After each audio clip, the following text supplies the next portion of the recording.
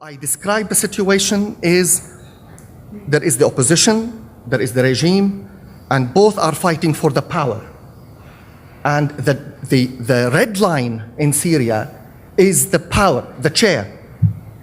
I do not see that the red line is neither for the opposition nor for the regime, is the country. And the difference is enormous. You think the opposition are after power rather than helping the country? Now it is what we say in Arabic, kasr azm, which means winning or losing the power. So for me, what I feel is when I look at the opposition, I don't feel they represent me.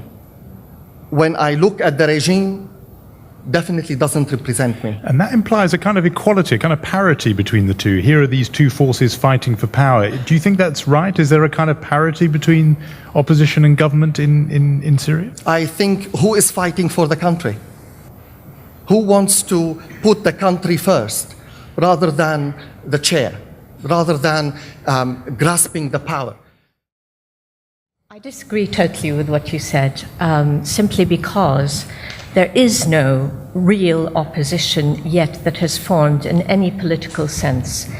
And this is very much to do with the fact that the notion of an opposition has been totally obliterated from Syrian polity and Syrian life and Syrian minds.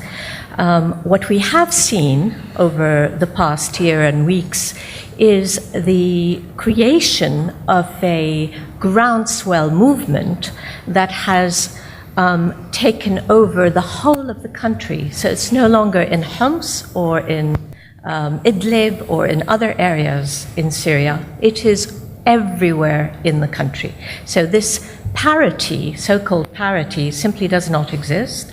And the idea that the opposition is fighting for a chair, I think is quite, bizarre to me, anyway.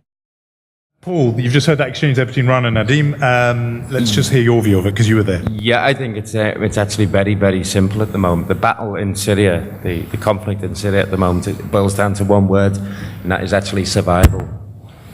Survival. Survival. And that's what people are fighting for rather than this... At this point in time, people are fighting to stay alive.